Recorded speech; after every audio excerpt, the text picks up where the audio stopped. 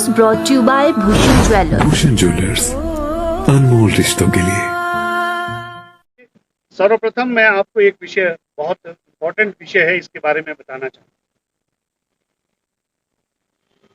Tribal advisory council जो हिमाचल प्रदेश में है, उसके बारे में तरह तरह की बातें, कंफ्यूजन क्रिएट किया जा रहा है और ये कहा जा रहा है कि भाई हमारी सरकार ने, भारतीय जनता पार्टी की सरकार ने, जयराम की सरकार ने, कि वाइस चेयरमैन को गलत तरीके से उसमें इंडक्ट किया गया। लेकिन वास्तविकता क्या है? वास्तविकता ये है कि उसमें ऑफिस ऑफ प्रॉफिट तो लिखा गया है, लेकिन ऑफिस ऑफ प्रॉफिट का जो डेफिनेशन भारत सरकार या प्रदेश सरकारों के अंदर है, उसमें यह है कि उसमें यह भी लिखा है कि chairman, vice chairman office of profit में आते हैं, जो टीएससी के नोटिफिकेशन है। लेकिन जो रूल कहता है वो ये कहता है कि चेयरमैन और vice chairman office of profit में कब आएंगे? या तो एमएलए होना चाहिए या एमपी होना चाहिए, उसमें ये कंडीशन है। लेकिन इन्होंने एक ही चीज पकड़ा है, क्योंकि मैं वाइस चेयरमैन हूं इसलिए ऑफिस ऑफ प्रॉफिट में आता है। लेकिन चेयरमैन और vice chairman office of profit में तब आएंगे यदि वो पब्लिक रिप्रेजेंटेटिव इलेक्ट होकर आते हैं, तब उसके अंदर आते हैं। लेकिन ये सबजुडिस है, केस सबजुडिस है और उस समय उसमें स्टे लगा है। लेकिन गवर्नमेंट ने जो है, डिपार्टमेंट ने उसको स्टे वेकेट करने के लिए एप्लीकेशन दिया है। इसलिए इसके बारे में ये कहना कि ये गलत तरीके से किया गया है, एक तो ये बिल्कुल ठीक नहीं है, क्योंकि केस सबजुडिस है। इसके बारे में अभी बहुत ज्यादा कहना उचित नहीं है। और मुझे पूरा आशा है कि जिस तरह से उसका इंटरप्रिटेशन करने का प्रयास किया है कि भाई chairman, vice chairman office of profit में तो लिखा है, लेकिन साथ में उसमें यह भी है कि वो तभी माने, ऑफिस ऑफ प्रॉफिट में माने जाएंगे या तो एमएलए होना चाहिए या एमपी होना चाहिए। तो मैं उसमें नहीं आता। लेकिन फिर भी हाईकोर्ट में जब डिसीजन आएगा, मैं स्वयं कानून का विद्यार्थी हूं, इसलिए जब तक ऑनरेबल हाईकोर्ट इसमें निर्णय नहीं लेगा, इसमें हम और ज्यादा कुछ कह नहीं पाएंगे। और इसके साथ साथ अभी डिस्ट्रिक्ट वेलफेयर कमेटी की मीटिंग, डिस्ट्रिक्ट वेलफेयर कमेटी का गठन, मैं तो हैरान रहता हूं। जिला किन्नौर में जगत सिंह को कांग्रेस के लोग बड़े योग्य विधायक मानते हैं, मैं खुली चुनौती के साथ कह सकता हूं। उससे मैं पूछना चाहता हूं कि क्या कभी डिस्ट्रिक्ट वेलफेयर कमेटी के नोटिफिकेशन को पढ़ा है जगत सिंह? आज तक वास्तविकता ये है कि आज तक किन्नौर में नॉन ऑफिशियल मेंबर कोई भी डिस्ट्रिक्ट वेलफेयर कमेटी में नहीं होते थे।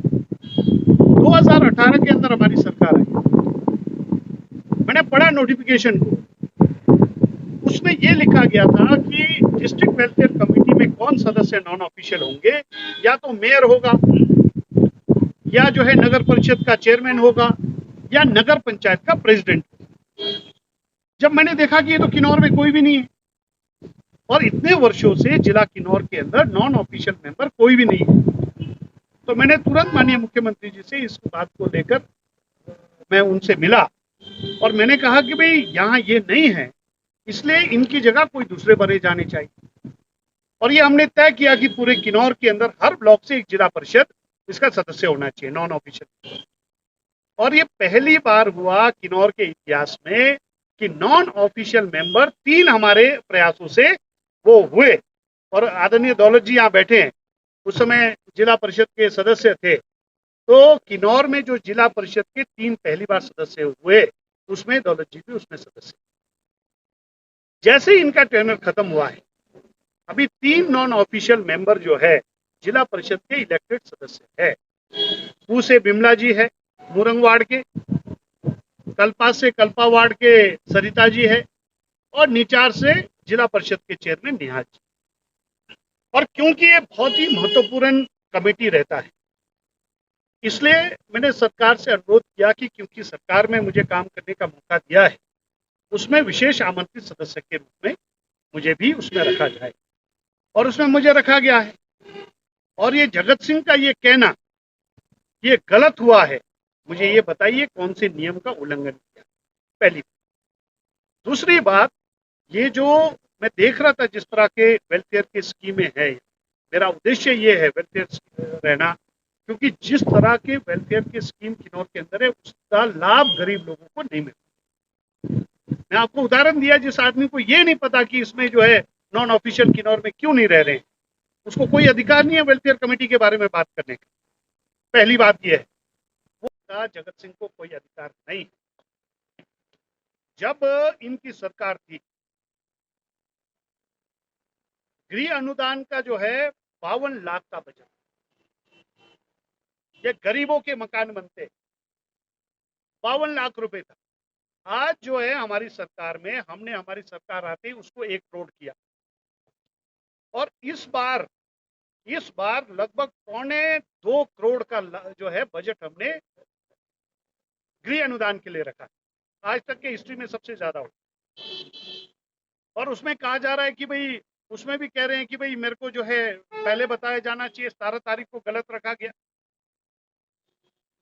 और 17 तारीख को रखा गया, उसमें माननीय मंत्री ने रखा है, उसमें लिखा हुआ है नोटिफिकेशन में कहीं कि 15 दिन पहले उसको सूचना होना चाहिए।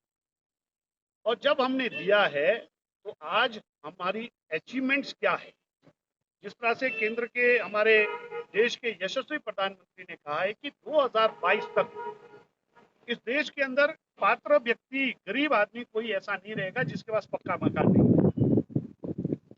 हिमाचल प्रदेश की सरकार, श्रद्धेय ठाकुर जयराम की सरकार ने भी ये कहा है कि 2022 तक हम किन्नौर, हिमाचल प्रदेश के अंदर सब लोगों को घर देंगे, और उसी लाइन में जिला किन्नौर भी आज चल रहा है, और उसी का नतीजा है कि ये हमारी अचीवमेंट है जयराम सरकार की। आज पूर्व ब्लॉक और कल्पा ब्लॉक में इस बार की बैठक में ये तय हुआ है कि इसमें जितने भी केसेस हैं उनको सबको गृह अनुदान दिया जाएगा। ये हमारी बहुत बड़ी उपलब्धि है, और हम ये कह सकते हैं कि आज हमारे 3 ब्लॉक्स में, 2 ब्लॉक में जो पात्र लोगों ने, जिन्होंने अप्लाई किया था, उन सबको जयराम सरकार घर देने में सफल है। और जो निचार ब्लॉक का विषय है, निचार ब्लॉक में अभी पेंडेंसी बहुत है। मैं इसमें राजनीतिक भाषण नहीं देना चाहता, लेकिन मैंने आंकड़े देखे, और आंकड़े देखने पर पता चला है कि जगत सिंह ने इसमें भी क्षेत्रवाद किया है और निचार ब्लॉक के साथ अन्याय किया, उसके कारण पेंडेंसी उसके अंदर। आज हमने पूरे क्षेत्र के साथ समान व्यवहार किया। हम प्रोपोर्शनेटली करते हैं, जहां से जितना आया उसके परसेंटेज के आधार पर हम कर रहे हैं, तो उसमें भी जो है उसने गड़बड़ी किया है। इसलिए मेरा ये कहना है कि आपके माध्यम से जिला किन्नौर के अंदर वेलफेयर के जो गृह अनुदान का लक्ष्य हमारा है, वो 2022 चुनाव से पहले जितनी भी पेंडेंसी किन्नौर के अंदर है, हम उसको सब खत्म करना चाहते हैं। हमारा लक्ष्य ये है। इसलिए मेरा सुझाव है जगत सिंह को कि बजाय आप इसमें मेंबर कौन है, ये नहीं है, वो नहीं है, आप विधायक है, किन्नौर के लोगों ने चुनकर भेजा है।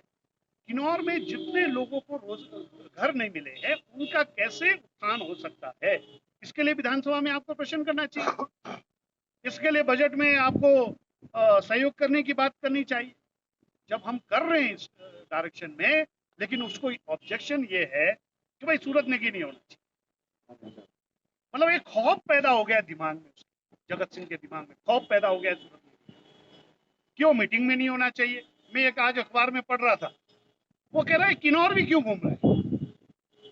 बड़ी अजीबोगरीब बात है। इसलिए इन 2 विषयों के अंदर जिस तरह से ये गलत प्रचार कर रहे हैं, एक विषय ये है, मेरे कॉरपोरेशन से संबंधित विषय, उसमें फ्यूल वुड सप्लाई का है, पालन लकड़ी सप्लाई का है।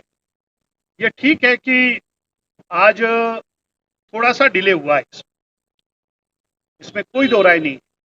और डिले होने का कारण, 5-7 दिन डिले होने का कारण, उसका कारण यह है कि काश्यप पार्ट से हमारा फ्यूल वुड सप्लाई हो। जिस तरह से जगत सिंह किन्नौर में विकास विरोधी है, अड़ंगा अड़ाने का काम कर रहे, वहां भी एक महिला ने जो है रास्ता रोककर हमारा 2 किलोमीटर जहां से गाड़ी जानी थी वो रोक कर स्पेन लगने नहीं दिया, उसके कारण जो है डिले हुआ। और जैसे ही हमें पता चला कि वो नहीं होने वाला है, तो हमने 90 ट्रक जो है कुल्लू से हमने ऑक्शन किया। इसकी एक प्रक्रिया है, ऑक्शन करने में टाइम लगता है, वो हमने किया है। मैं अभी आपको आंकड़े भेजूंगा, जो लेटेस्ट आंकड़े, उसमें जो है लगभग हम 80% के लगभग सब जगह पहुंचे हैं, स्किलों में 100 से ऊपर पहुंचे हैं। लेकिन जितने भी अभी है हमारे एमडी साहब खुद मॉनिटर इसको कर रहे हैं और इसको हम जल्दी से जल्दी, हालांकि मैंने कहा था कि 15 दिसंबर तक हम इसको करेंगे, लेकिन हमारा जो मैनुअल है वो दिसंबर तक रहता है। दिसंबर तक हम जो है पूरे क्षेत्र में, ट्राइबल एरिया के अंदर हम इसको पूरा करें। लेकिन इसके साथ साथ मैं किन्नौर की जनता से मैं एक विषय उनके ध्यान में लाना चाहता हूँ कि फ्यूल वुड जो है आने वाले समय के अंदर बहुत बड़ी समस्या होने वाली है। हम अल्टरनेटिव व्यवस्थाओं की ओर हम जाएं, क्योंकि आज हम देख रहे हैं कुल्लू में सारे जंगल खत्म हो गए हैं, रामपुर के नोगली से लेके हम काशोपाट में पहुंच गए और पोंटा साहब के अंदर कुछ है जंगल, क्योंकि हम हरा लकड़ी हम काट नहीं सकते, इसलिए बहुत बड़ी समस्या आने वाली है। सरकार का पिछले, आज का सरकार का नहीं है, कांग्रेस जगत सिंह जी को ये पता होना चाहिए कि आपकी सरकार में भी गवर्नमेंट ने ये नोटिफिकेशन निकाला था कि 20% हर साल जो है फ्यूल वुड सप्लाई में कटौती करी, लेकिन हम कटौती नहीं कर रहे हैं अभी जब तक अवेलेबल है। तो आने वाले समय के अंदर इसमें बहुत बड़ी समस्या आने वाली है, तो हम अल्टरनेटिव व्यवस्था की ओर भी जाए। और मैं ये कहना चाहता हूँ, कांग्रेस के मित्रों को ये बताना चाहता हूँ कि चाहे वो जगत सिंह जी हो, चाहे इनके अध्यक्ष हो, चाहे अन्य नेता हो, कि किन्नौर में विकास के बारे में आप चर्चा करें। हैरानी की बात आप देखिए कि विधानसभा के अंदर नो मीन्स नो की चर्चा कौन कर रहा है? हाइड्रो प्रोजेक्ट्स नहीं होने चाहिए, विक्रमादित्य कर रहा है। विक्रमादित्य का किन्नौर से क्या लेना देना है? जगत सिंह जी क्या कर रहे हैं? जगत सिंह जी ने तो नहीं उठाया। हालांकि विक्रमादित्य ने भी जो विषय रखा, उसने लास्ट में ये कहा कि किन्नौर और देश के विकास के लिए हाइड्रो प्रोजेक्ट्स बनने चाहिए। मैं उसके स्टेटमेंट से सहमत नहीं हूं, लेकिन जो विषय जगत सिंह को उठाना चाहिए था वो विषय जगत सिंह ने नहीं उठाया है। और जगत सिंह का मुद्दा क्या है विधानसभा के अंदर? कि विकास के लिए जो है हमारे को झंडी दिया जाए, झंडी देंगे तभी विकास होगा। इस तरह के आप मुद्दे विधानसभा के अंदर उठा रहे हो। अगर किन्नौर के अंदर कोई लगता है कि आपको समस्या है, उसके बारे में मुद्दा उठाने का आपको विशेषाधिकार है।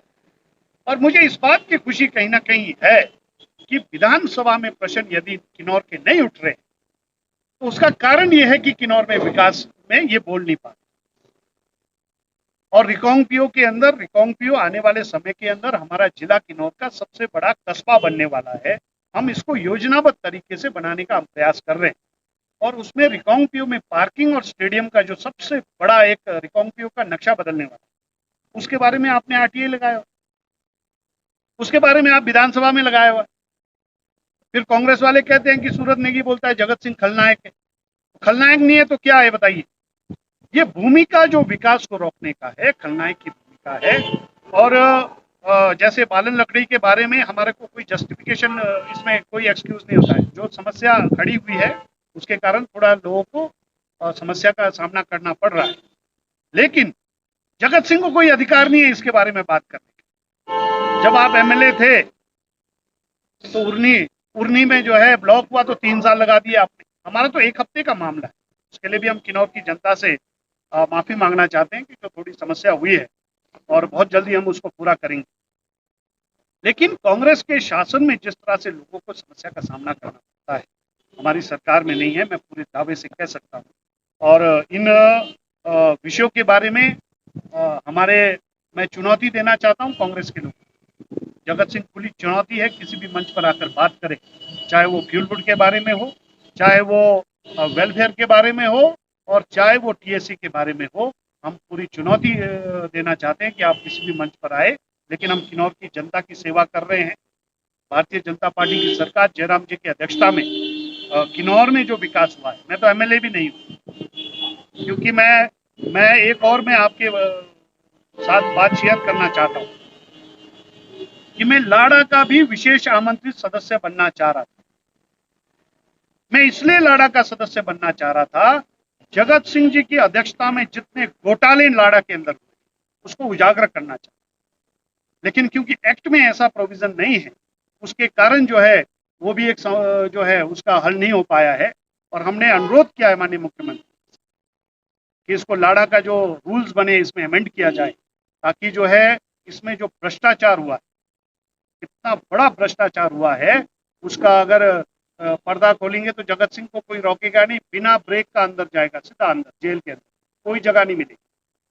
तो उसमें भी जो है अमेंड करना चाहते हैं। कुल मिलाकर जितने भी हम कमेटियों में रहना चाहते हैं उसका उद्देश्य यही है कि सरकार का पक्ष वहां पर रहे और किन्नौर की जनता को जो अन्याय हुआ है आज तक वो अन्याय ना हो और उनको उसका अधिकार मिले। इस दृष्टि से सभी कमेटियों में माननीय मुख्यमंत्री जी ने रखा है और इसमें कहीं भी